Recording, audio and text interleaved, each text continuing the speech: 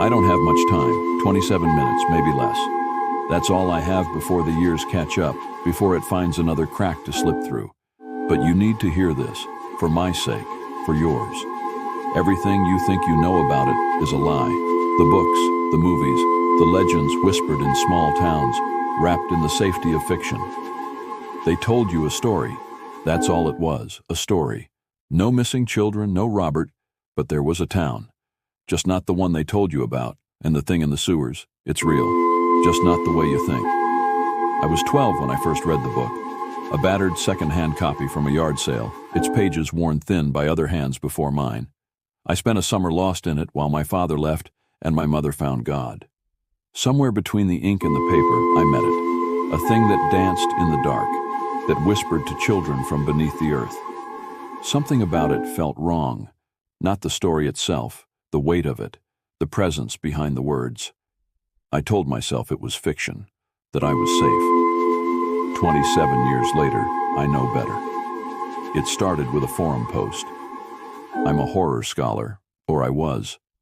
I spent years unraveling folklore, tracing the roots of fear through cultures. The boogeyman, the witch in the woods, the thing that wears your face. But this one never fit. It wasn't just a monster, it was the monster. A patchwork of archetypes, part Lovecraftian, part trickster spirit, part interdimensional horror. And yet, it felt older, as if it had no business being in a novel. Then, 3 months ago, I found the post, buried in an archived occult forum, locked to new replies.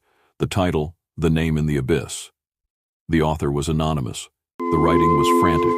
They claimed the monster wasn't fiction, that the writer, knowingly or not, had pulled something real from the void, that the name had changed, but the thing itself never had, that the monster with the red balloon was Coranzon. The name stuck with me. I searched for references. The deeper I dug, the worse it got. Coranzon was older than the book, older than the writer, older than stories themselves. A demon of pure chaos, a thing that lived between reality and madness.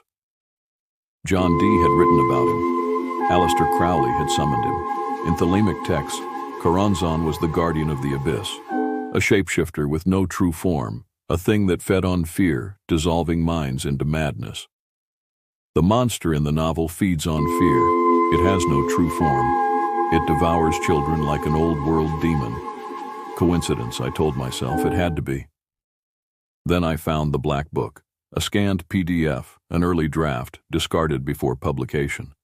I don't know where it came from. I don't know who uploaded it. Inside, the names were different, not minor edits, entire rewrites, whole passages where the clown had a very different name, not Robert, not it, but Coranzon.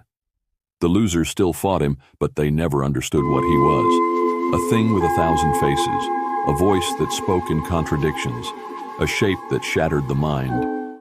In the sewers, he whispered in languages no human should know. And in the final confrontation, when Bill faced the thing in the void, the book described Coranzon exactly as Crowley had, the guardian of the abyss, the eater of reason, the chaos between realities. I closed the document. My hands were shaking. Then I checked my email. A new message. No sender, no subject. Just 3 words. Stop digging now. That night, I had the first dream. I was in my childhood home. The book was spread around me, gutted, torn, bleeding ink.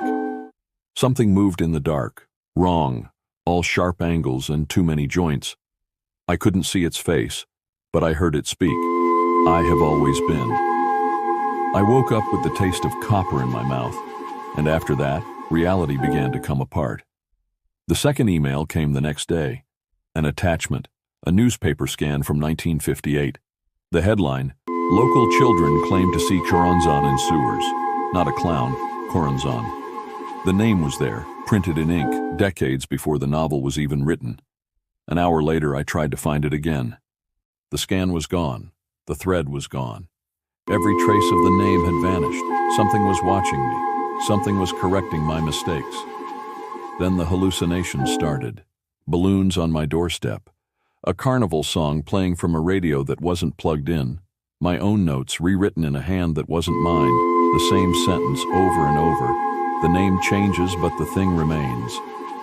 The final message came last night. No text, just an audio file. I played it. I swear to you, I shouldn't have. It was a voice. My voice.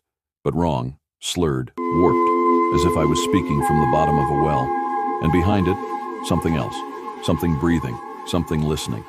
I don't have much time.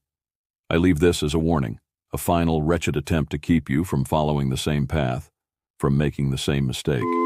But as I write these words, a terrible thought settles in my mind, heavy and cold. What if it's already too late? What if, by reading this, you have already been seen? The thought will fester. It will take root, curling like damp fingers around the back of your skull, whispering its name in the spaces between your thoughts. You might try to shake it off. Convince yourself it's just a story, just words on a screen. But that's the thing about it. The moment you begin to understand, it understands you. It watches, it waits. And once it sees you, once it knows that you know, I'll never let you go.